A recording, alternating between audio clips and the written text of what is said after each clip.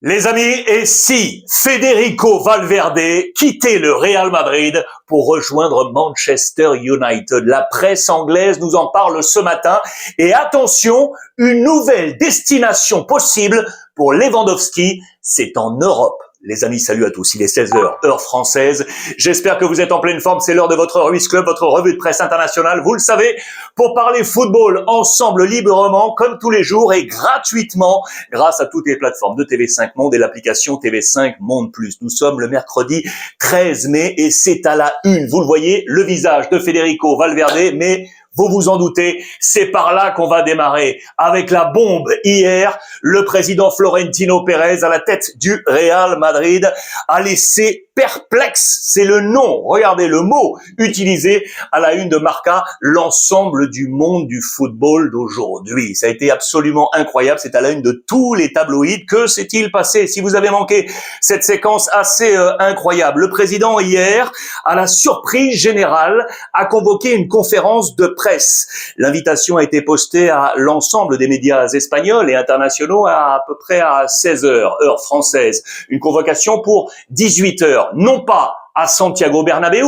où habituellement le président offre ce type de conférence, mais à Valdebebas, le centre d'entraînement du Real Madrid. Il faut dire que cela fait maintenant plus de 10 ans, 11 ans exactement, décembre 2015, date à laquelle fut orchestrée la dernière conférence de presse du président Florentino Pérez. Voilà pourquoi la surprise était là. Donc le monde du football attendez une information, une annonce très très forte, pourquoi pas sur le domaine sportif, avec notamment l'arrivée possible de José Mourinho, on en reparlera, ou revenir sur le cas Kylian Mbappé, Vinicius ou Aurélien Tchouaméni, ou encore Valverde, ou la situation tout simplement de l'orchestration sportive du Real Madrid. Eh bien non, c'était un cas personnel, jugé, traité, orchestré par le président Florentino Pérez. Regardez, la presse catalane parle de délire total.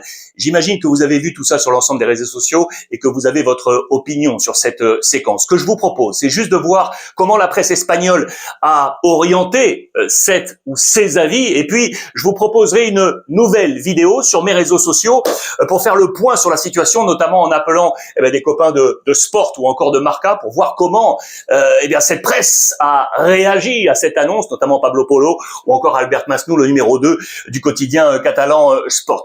Je vous propose d'ouvrir ces pages intérieures. Il y a eu beaucoup de sujets traités. Le premier, il a été très très clair, et c'est peut-être l'information principale de cette séquence d'hier, c'est que le président Florentino Pérez va mettre son avenir, de nouveau, entre les mains des socios. La Junta Directiva du Real Madrid va donc orchestrer, convoquer de nouvelles élections, les amis, pour, selon le président Florentino Pérez, permettre à ceux qui sont contre lui et qui utiliserait une certaine presse pour agir à son encontre, voudrait, selon lui, quitter ce pouvoir aux socios. Il estime que la propriété du Real Madrid, vous le savez, appartient aux socios du Real. Il estime que ses concurrents, ses adversaires voudraient enlever cette propriété aux socios. Vous me voyez venir, il se met en défense avec ce bouclier pour dire qu'il est le président des socios et que le club, le Real Madrid, appartient et appartiendra toujours aux socios. Il a parlé bien évidemment de son hérédité, de son père, l'amoureux du Real Madrid, l'amoureux de la presse espagnole, et là vient le deuxième chapitre, très clairement, il a pointé du doigt l'ensemble de la presse. Regardez ce titre, si vous voulez m'enlever d'ici, il va falloir m'enlever à coups de canon. C'est clair et net, les propos ont été très très forts, des attaques brutales également contre le Barça. Il est revenu sur le fameux Caso Negreira, vous savez, cette affaire de corruption du corps arbitral. D'ailleurs, le Barça va réagir, communiquer sur les réseaux sociaux du club catalan. Il a attaqué également l'Atlético Madrid, qui était en propriété d'Espagnols et qui a été vendu en partie à un fonds américain. Beaucoup de choses. Regardez également dans la presse catalane. Donc, Florentino seul, entre guillemets, contre tous. L'attaque principale concernant la presse a été sur le journal ABC, journal madrilène, journal espagnol, qui avait laissé filtrer dans la journée, notamment, que Florentino Pérez pouvait être malade. On a même parlé d'un cancer. Florentino Pérez a dit, attendez, mes amis m'ont appelé en me disant, mais qu'est-ce qui t'arrive? Je connais même un centre en Chine où tu peux aller te faire soigner. Des propos qui ont amené un peu j'allais vous dire je cherche le terme, il va me venir un peu de folie, c'est-à-dire que les observateurs ont trouvé ça complètement fou et même un peu délirant, dramatique, pathétique.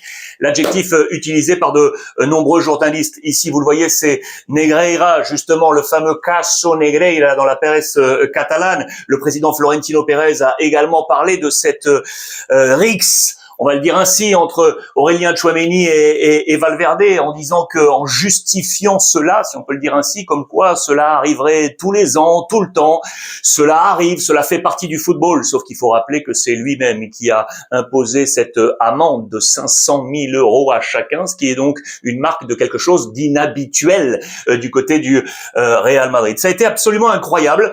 Florentino Pérez, regardez, en chef de presse, qui pointe du doigt donc différents organes de presse. Il a répondu à quelques questions à la fin. Il a d'ailleurs été assez étrangement déplacé, où il a même visé le genre des journalistes qui venaient l'interroger en avançant même un papier dans les colonnes du quotidien, donc une nouvelle fois ABC, écrit par une femme qu'il pense peut-être ne pas en savoir assez sur le football pour se permettre d'écrire. Il a pointé du doigt également la radio nationale, la COPE, et avec notre confrère Juanma Castaño, qui, selon le président Florentino Pérez, ne prend pas assez soin du Real Madrid. Réponse immédiate, vous pouvez l'imaginer, de la radio nationale. Du surréalisme pur. Regardez, c'était dans les colonnes de Mundo Deportivo. Et donc, eh bien, ces élections vont être organisées. Ce qui est intéressant dans tout ça, c'est que le président Florentino Pérez, sans donner son nom exactement, a pointé du doigt cet homme, les amis, qui est ici. C'est Enrique Riquelme. Notez bien ce nom, millionnaire du côté aujourd'hui de l'écosystème économique de l'Espagne. Il a derrière lui un fonds très puissant, un groupe très puissant qui est Iberdrola, groupe d'énergie électrique en Espagne. Le patron d'Iberdrola est un adversaire de Florentino Pérez. Vous me voyez venir, Iberdrola derrière Riquelme Vives, à eux ensemble manne financière, vraisemblablement suffisante pour pouvoir se présenter aux élections du Real Madrid. Je vous rappelle que le président Florentino Pérez lui-même avait modifié les statuts à la présidence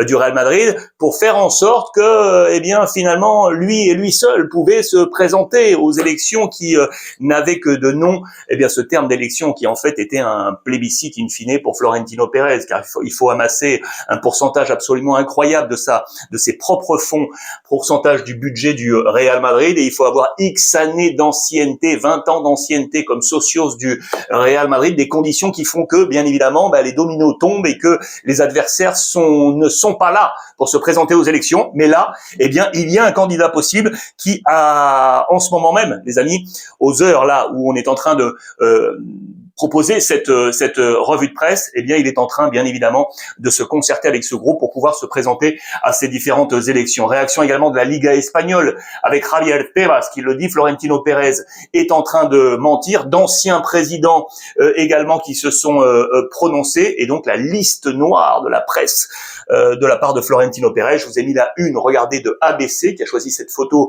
où on voit donc Florentino Pérez pointé, donc notamment ABC, et voici la journaliste dont je vous parlais en question, María José Fuentealamo. Fuentealamo, c'est elle qui a été visée par le président Florentino Pérez avec ses propos que certains vont jugée de sexiste à propos, bien évidemment, et elle s'en est défendue dès la fin de cet échange avec Florentino Pérez. Elle s'en est défendue sur les sites officiels réseaux sociaux d'ABC. C'est vraiment une affaire qui vient d'éclater. Regardez la plume de cap dans les colonnes de Mundo Deportivo. On y voit Florentino Pérez ici sortir de la salle de presse du Real Madrid, batte à la main, avec du sang comme un règlement de compte. Vous l'aurez compris, c'est une affaire presque privée qu'a jugé là Florentino Pérez, qu'il devait régler. Je vous rappelle donc les étapes des élections au Real Madrid. Il est arrivé, regardez ici en 2000, il avait perdu une première fois en 1995 face à Ramón Mendoza. Il gagne en 2000 face à Lorenzo Sanz. Je vous rappelle qu'il avait également démissionné, le président Florentino Pérez, avec des propos, on s'en souvient, qui étaient un peu fous, où il pensait que les joueurs ne comprenaient plus son message et qu'il pensait qu'il devait remettre aux socios le pouvoir. Vous décalez ces propos d'alors à aujourd'hui, on pourrait tout à fait reprendre le même type de déclaration. Et vous voyez très clairement que ensuite, à partir de 2009, candidat unique, 2013, candidat unique, 2017, candidat unique, 2021, candidat unique, et donc 2025, candidat unique. Vous l'aurez compris, en fait, pas d'élection, parce que pas de candidat capable d'être assez fort économiquement et avec 20 ans d'ancienneté au Real Madrid pour pouvoir se présenter. Je vais vous préparer cette vidéo. Dans quelques heures peut-être, je vais voir si je peux vous faire ça dès aujourd'hui, ce soir ou demain. Je vais passer 2-3 coups de fil et puis je vais vous préparer ça sur l'ensemble des réseaux sociaux. Si on revient aux sportifs, les amis, aux sportifs, je vous rappelle que José Mourinho est dans les starting blocks, ce qui serait la 3e fois qu'un entraîneur du Real reviendrait, vous le voyez, en opportunité au Real Madrid, après Zinedine Zidane, bien entendu, après Carlo Ancelotti. On attend José Mourinho, qui du coup pourrait donc quitter Benfica. Regardez la une de Abola de ce matin avec le président Rui Costa, qui est dans une phase de crise ultra compliquée. Pourquoi? Parce qu'il est en train de perdre également la place Ligue des Champions pour la saison prochaine. Le Sporting est passé devant. Je vous rappelle que Porto a été sacré champion. Donc on a tiré le signal d'alarme. Il faut absolument garder la place Ligue des Champions pour la saison prochaine. Et lui veut garder José Mourinho. C'est le gros dossier à suivre. Mercato, Real Madrid, je vous l'ai annoncé à la une, Federico Valverde. Regardez les amis, c'est à la une du Daily Star de ce matin. On nous dit quoi? On nous dit que la situation justement actuelle du Real Madrid, la rixe avec Aurélien Tchouaméni, fait que le Real Madrid peut-être pense à se délester de certains profils pour assainir peut-être l'ambiance au Real Madrid. Est-ce que Manchester United pourrait en profiter pour aller chercher Valverde? Il l'avait fait en allant chercher, vous vous en souvenez, Casemiro. Casemiro s'en va là. Et tiens, et si on allait chercher Federico Valverde? Je vous rappelle que l'Uruguayen était arrivé au Real Madrid, il avait signé en 2016 en provenance de Peñarol pour seulement, je dis bien seulement 5 millions d'euros. Les amis, il avait été prêté quelque temps du côté du Deportivo La Corogne avant de revenir bien entendu au Real Madrid avec la Castilla et de monter en équipe première en 2018.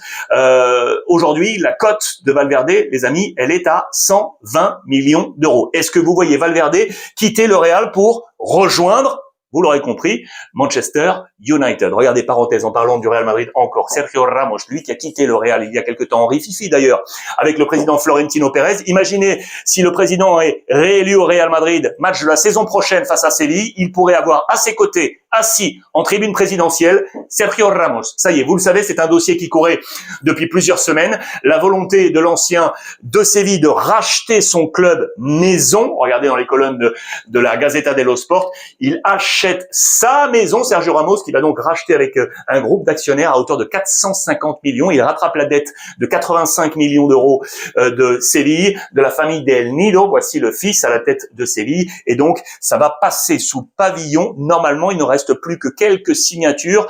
Sergio Ramos achète le FC Séville. Information encore Real Madrid. Les amis, puisque Xabi Alonso, l'ancien entraîneur du Real, limogé par Florentino Pérez et remplacé par Alvaro Arbeloa, eh bien, la situation actuelle du Real est en train indirectement de lui redonner du crédit. Parce qu'il faut s'en souvenir, la presse anglaise nous rappelle que Xabi Alonso, les amis, est parti du Real à 4 points seulement du Barça, avec 71% de victoire. Il avait remporté le Classico. Donc il avait des choses en sa faveur depuis qu'il est parti des gringolades. Et du coup, eh bien, ça lui redonne de l'influx. Et regarde, on parle de dilemme aujourd'hui, car il serait sur les tablettes de 2 clubs. Que va-t-il choisir? On nous parle de Chelsea, les amis, et de Liverpool. L'avenir de Arne Slot, vous le savez, est en suspens et Chelsea cherche un nouvel entraîneur. Liverpool place Ligue des Champions, ce qui n'est pas le cas de Chelsea, je vous le rappelle. Mais attention, les Blues seraient également intéressés par un ancien de leurs joueurs. Regardez, Cesc Fabregas, qui est du côté de Côme aujourd'hui, eh bien la direction de Chelsea ici, avec notamment Todd Boehly, vous le voyez, les co-owners, les 2 propriétaires avec Bedad Ekbol à ses côtés, eh bien, ces 2 hommes pourraient être intéressés également par faire revenir Cesc Fabregas. Qui de ces 2, Xabi Alonso ou Fabregas, entraîneur de Chelsea, sera l'un des choix pour Xabi Alonso? Vous l'aurez compris. Manchester United, là aussi où on cherche un entraîneur pour la saison prochaine. Est-ce que Michael Carrick, l'intérimaire, obtiendra ce poste définitif. On avait parlé, regardez, de d'Iraola, Bournemouth, l'Espagnol. Eh bien, vraisemblablement, selon les dernières informations, il serait out de la course au poste pour Manchester United, ce qui redonnerait là aussi du crédit à Michael Carrick pour rester du côté de United. On reste en Angleterre avant de filer du côté de l'Italie et de l'Espagne, les amis. Regardez Manchester City, qui est à la lutte avec Arsenal, vous le savez, pour la bataille pour le titre. On veut encore y croire du côté de Pep Guardiola, même si, regardez, il a été très virulent envers l'arbitrage. Je vous rappelle que la VAR a annulé un but égalisateur pour West Ham contre Arsenal, qui, au bénéfice, a pris donc les 3 points pour prendre de la distance. Pep Guardiola dit « Je ne crois pas, je n'ai jamais cru en la VAR et en cet arbitrage ». Ce sont les mots très très forts de Pep Guardiola, qui pour autant veut y croire. Regardez cette très belle une à la page du Sun avec Bernardo Silva et John Stones. Vous le savez, ces 2 hommes vont quitter Manchester City lors des prochaines semaines. Ils se sont déguisés, entre guillemets, pour reprendre la pose des célèbres chanteurs d'Oasis. Vous savez, les fans absolus de Manchester City. Regardez, c'est exactement la même pose pour une dernière fois saluer les supporters dans cette course au titre. Je vous montre ça rapidement, c'est très intéressant. Regardez dans les colonnes du Time, justement, ce match entre West Ham et Arsenal avec David Raya qui a été bloqué ici. La VAR y a vu une double faute parce que Todibo lui accroche également le maillot juste par derrière. C'est ça que je voulais vous montrer. Je vais vous zoomer dessus. Regardez, avec les équipes qui font le plus de fautes sur les gardiens, ok? Les équipes qui font le plus de fautes sur le gardien adverse, c'était sans compter le match Tottenham-Leeds de ces dernières heures. Eh bien, c'est Newcastle avec 17 fautes qui est juste devant. Regardez les meilleures équipes, les plus fair-play par rapport aux gardiens adverses. Eh bien, on y trouve notamment Manchester City. Regardez qui est ici à la 3e place en partant de la fin. Et puis enfin, regardez, ça c'est intéressant. Également, je vous montre le nombre de fautes contre le gardien adverse cette saison en fonction des championnats. Eh bien, c'est en première ligue qu'on en siffle le plus, 146. Regardez, en 2e position, c'est la Ligue 1 avec 134 fautes contre les gardiens. Ça fait partie également de ce jeu à faire, à suivre concernant les propos de Pep Guardiola, qui comptera d'ailleurs aujourd'hui, bien évidemment, sur Guéhi. Match attendu ce soir, regardez, c'est à 8h anglaise, 20h, Manchester City face à Crystal Palace, l'ancien club de Marc Guéhi qui va retrouver ses anciens coéquipiers. Ce qui est très intéressant, ce qui est tout en bas ici, il a été fautif de quelques erreurs assez grossières ces derniers temps. Pour autant, ces chiffres sont très très clairs. Il y a des équipes avec et sans lui. Regardez notamment sur tous ces chiffres, je vous oriente sur cette colonne. Regardez, Crystal Palace qui était avec Guéhi, 35% de victoire lorsqu'il était là, lorsqu'il n'était pas là, 27%. La même chose pour Manchester City, lorsqu'il est là, 69%, lorsqu'il n'est pas là, 59%. Ce ne sont que des chiffres, vous me direz, mais les chiffres sont aussi probants. Avec Guéhi, c'est bien, sans Guéhi, c'est moins bien. Vous l'aurez compris, que ce soit de son époque Crystal Palace ou Manchester City. Bonne nouvelle, regardez pour les Anglais, avec le retour enfin de Maddison, vous savez qu'il avait manqué toute la saison, qui avait été blessé durant l'été lors des matchs amicaux avec une rupture des ligaments. C'était un match en Corée du Sud, souvenez-vous, face à Newcastle, drame absolu pour lui et pour la sélection anglaise. Eh bien, il était de retour ce week-end face à Leeds, c'est une très très bonne nouvelle. Il faut dire que les joueurs anglais ont un rythme absolument incroyable. Papier, regardez dans les colonnes du Daily Star sur le rythme qui est imposé. Pourquoi on nous montre Van Dijk? Parce qu'il est le joueur le plus utilisé de toute la saison anglaise. Regardez, ici avec 4761 minutes devant Maxence Lacroix, tiens, Szoboszlai, Malick Thiaw ou encore David Raya. Ce rythme qui est contesté bien évidemment par l'ensemble des entraîneurs. On est à 29 jours de la Coupe du Monde, les amis, à 29 jours de la Coupe du Monde. Comment vont arriver ces joueurs professionnels? En parlant d'Arsenal qui prépare bien évidemment également sa finale de la Ligue des Champions contre le Paris Saint-Germain de Luis Enrique. Ce soir, Lens PSG, un match qui avait été décalé. Je vous en souvenez-vous de tout ça, c'est un match intéressant. Mais regardez, selon le quotidien L'Équipe, la presse nationale française, c'est plus un match chic que choc, parce qu'à date où il devait avoir lieu, eh bien le suspense aurait été davantage fort, alors qu'aujourd'hui, vous le savez, les deux équipes sont qualifiées, c'est officiel, pour la Ligue des Champions. Les deux équipes jouent une finale, la Ligue des Champions et la Coupe de France pour les Lensois face à Nice, et du coup peut-être que on va se préserver, on va garder cette deuxième place, on va se préserver, même si mathématiquement c'est encore possible pour les Lensois, mais vraisemblablement ce sera un soir de fête, vous l'aurez compris. Voici l'ensemble des compositions d'équipe probables selon l'équipe, avec notamment Hudson Edouard qui devrait être titulaire à Lens, lui l'ancien Titi du Paris Saint-Germain qui s'est parfaitement relancé à Lens. Et ça c'est intéressant, regardez, une semaine pour se faire une place, car attention, la prochaine saison du Paris Saint-Germain est déjà logiquement en train de se préparer. Certains joueurs seront là, oui ou non. On pense notamment à ces deux hommes, Kang In Lee, les amis, ou Gonzalo Ramos. Une semaine pour se faire une place, pour rester la saison prochaine, ou suivant leur volonté éventuellement de partir, bien évidemment. Regardez également du côté de Marseille les défis de Lorenzi, qui s'apprête à être le nouveau directeur sportif à la succession de Mehdi Benassia. Un environnement à dompter, le poids des finances, un effectif à reconstruire et la quête de l'entraîneur. Bien évidemment, on parle d'Habib Beye dans les colonnes de la Provence, qui a contre-attaqué, notamment en conférence de presse, qui a été très très dur envers la presse pour dire qu'il se sentait victime d'attaques très personnelles et qu'il avait jugé ça un poil déplacé. C'était la défense de Habib Beye, et on nous montre encore les trois choses à savoir sur Lorenzi, avec la réussite en tant que directeur sportif du côté de Brest, son passage en Provence parce qu'il a été joueur du côté de Arles-Avignon, souvenez-vous, et puis parce qu'il est né à Bastia et a été international corse. Quelques petits détails à savoir sur lui. On va filer au Barça dans quelques petites secondes, et en Italie. Je vous montre ça également. Ça s'est joué hier. Le Betis Séville sera en Ligue des Champions, les amis, en saison prochaine. Le Betis Séville, Ligue des Champions, j'adore ça, saison prochaine, et c'est pour valoriser le travail de Pellegrini. C'est un coach que j'adore, qui est passé par le Real Madrid. Je vous ai mis des écussons ici, avec Villarreal, Malaga, Betis et Manchester City. Bien évidemment, Manchester City, il était le premier entraîneur non européen a gagné le titre de champion avec Manchester City, le titre de Première Ligue, le premier coach non européen à remporter la Première Ligue. Et puis regardez les trois clubs ici qu'il a qualifiés pour la Ligue des Champions, et c'était pas simple, hein. Villarreal, Malaga et aujourd'hui le Betis. Regardez qu'il prend la 5e place ici. On ne peut plus être rattrapé par le Celta Vigo. Chapeau à lui, à monsieur Manuel Pellegrini. Le Barça à suivre juste avant. Regardez l'actualité en Italie. Beaucoup de choses. Ce soir, c'est la Coupe d'Italie entre l'Inter et la Lazio, les amis. Et attention, mercato toujours. Bernardo Silva, dont on vient de parler. Juve, oui ou non? Je vous avais parlé de Brahim Diaz, également le joueur du Real, l'international marocain, qui pourrait filer dans le dilemme côté Juve entre choisir Bernardo Silva ou Brahim Diaz. Ce soir, donc, le choc entre les deux coachs, Sarri face à Chivou, la Lazio face à l'Inter. Il n'y a eu qu'un seul précédent, c'est à noter, historiquement, en finale de coupe, à l'avantage de la Lazio. C'était en 2000, la Lazio s'était imposée face à l'Inter. Les précédents en Coupe d'Italie, 18 matchs, regardez, c'est quasiment égalité, 7 victoires pour l'Inter, 6 pour la Lazio, et pardon, 6 matchs nuls. Voici les compositions d'équipe. Je vais vous montrer ça.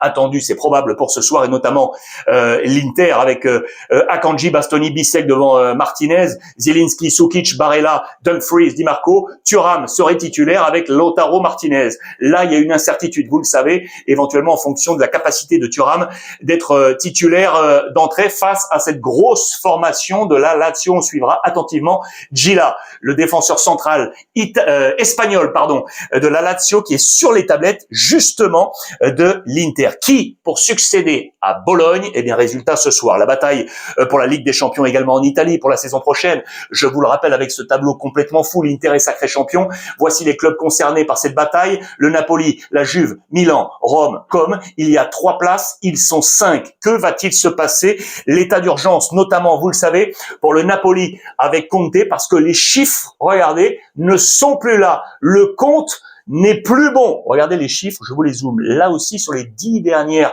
saisons. Regardez, 70 points seulement, je vous dis bien seulement, pour être aujourd'hui deuxième de ce championnat. À 2 reprises seulement, eh bien le bilan comptable est moins bon. Ici en 24, 53 points, ils avaient terminé à la 10e position, et ici 62 points en 2020, ils avaient terminé à la 7e position. Sinon, à chaque fois, beaucoup plus de points que les 70 de cette saison. Il y a un petit coup d'arrêt du côté du Napoli. Attention à ne pas perdre cette place de Ligue des Champions. C'est l'objectif de Milan AC, bien évidemment, qui est poursuivi également dans cette quête. La famille Redbird, qui est ici le fonds américain, pour mettre la pression sur Max Allegri. Il faut aller chercher cette Ligue des Champions pour aller chercher des top players, notamment Goretzka, je vous le rappelle, le joueur du Bayern Munich. On est déjà en quête d'un possible nouveau directeur sportif qui remplacerait Iglitare, qui est en discussion. On parle de D'Amico, les amis. Lui qui était du côté de l'Atalanta Bergame, il est ici, regardez, et qui a fait notamment à l'Atalanta un super boulot. On parle notamment des arrivées de Kolasinac, de Retegui ou encore de Ederson du côté de l'Atalanta. C'est un très bon profil pour être peut-être le futur directeur sportif de l'AC Milan. Il y aura plein de cas à gérer et notamment celui de Leao, les amis. On est parti vers un adieu, vous le savez, il devrait quitter l'AC Milan pour la saison prochaine et on nous parle notamment, regardez, du club d'Al Hilal. Je vous fais une parenthèse parce qu'hier, il y a eu un match complètement dingue entre Al Hilal, Karim Benzema avec Inzaghi face à Al Nasser avec Cristiano Ronaldo et Jorge Jesus. Ça a été un match fou car les deux équipes pouvaient encore prétendre au titre, les amis, et notamment la formation de Karim Benzema qui en cas de victoire pouvait aller chercher ce titre.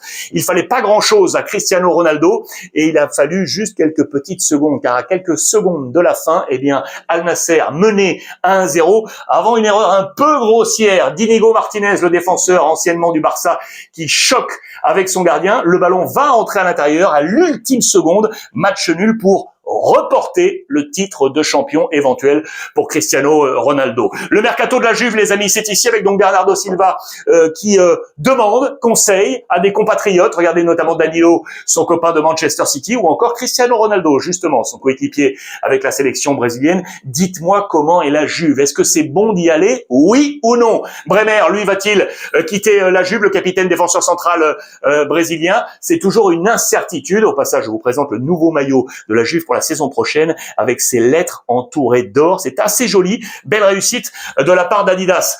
Dybala, les amis, finalement devrait rester du côté de l'AS Rome. Regardez, Gasperini, le coach, veut le garder. On est donc en discussion avec la famille Friedkin, propriétaire du club, pour savoir si oui ou non il reste. Il y avait un ballottage défavorable sur les dernières 48 heures. Eh bien, ça semble s'inverser. Lui va rester en Italie, les amis. L'ancien de l'Olympique de Marseille. Je vous en ai parlé.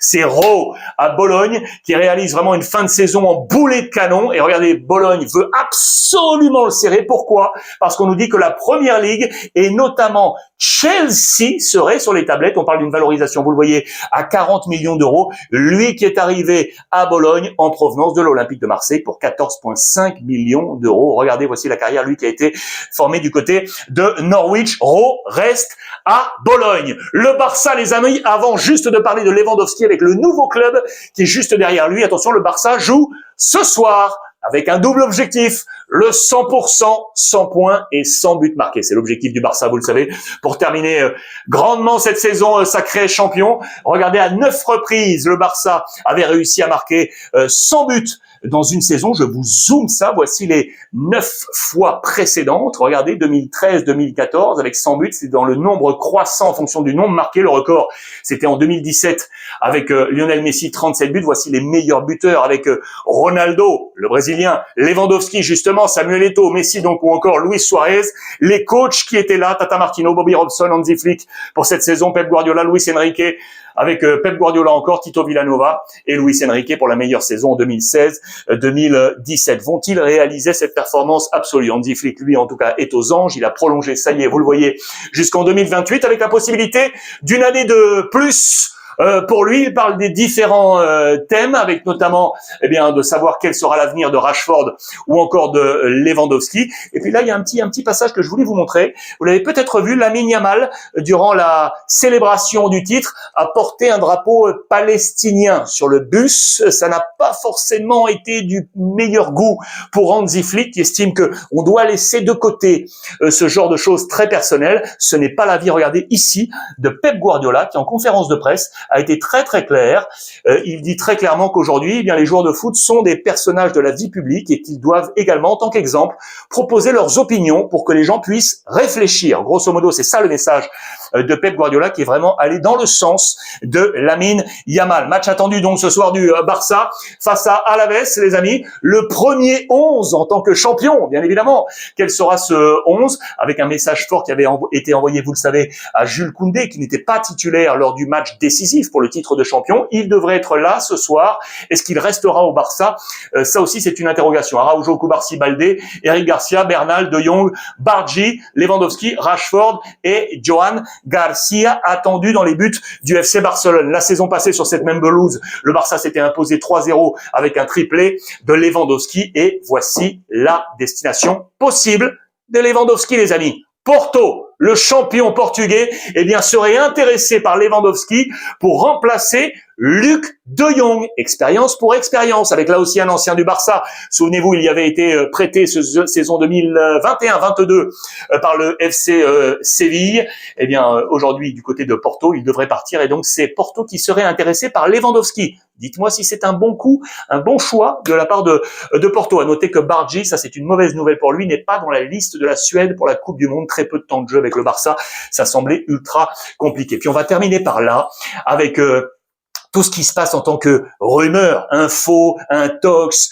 du côté de Julián Álvarez. Que va-t-il se passer avec l'international argentin, lui qui est toujours du côté de l'Atlético Madrid? Vía libre pour Julián. Dans les colonnes de Sport, on nous dit ce matin dans la presse écrite que la voie serait ouverte et que Luis Enrique du Paris Saint-Germain, qui semblait, je mets tout ça au conditionnel, intéressé, aurait finalement décidé d'écarter cette piste et donc laisserait du coup Julián Álvarez éventuellement au Barça. Il y a eu absolument tout sur les réseaux sociaux. Hier soir, on disait, certains observateurs, que il était déjà vendu au Paris Saint-Germain. Vous le voyez, du coup, on trouvait avec l'intelligence artificielle des formats, on le trouvait avec le maillot du PSG, même le nouveau maillot de la saison prochaine ici avec Dembélé et Kvara. Pour autant, eh bien, vraisemblablement, rien n'est joué. Cela fait partie de ces bruits du jour après jour de ce mercato que l'on adore. Voilà les amis pour ce point complet. N'hésitez pas, n'oubliez pas de télécharger l'application TV5 Monde Plus pour avoir tous les replays de Service Club et bien d'autres choses encore. Vous le savez, avec l'ensemble des rédactions francophones de TV5 Monde. Voilà, comme promis, je vous assure que je vous proposerai une vidéo complète avec mes interlocuteurs en Espagne concernant Florentino Pérez. En attendant, passez une bonne fin de journée. Je vous embrasse et profitez des vôtres.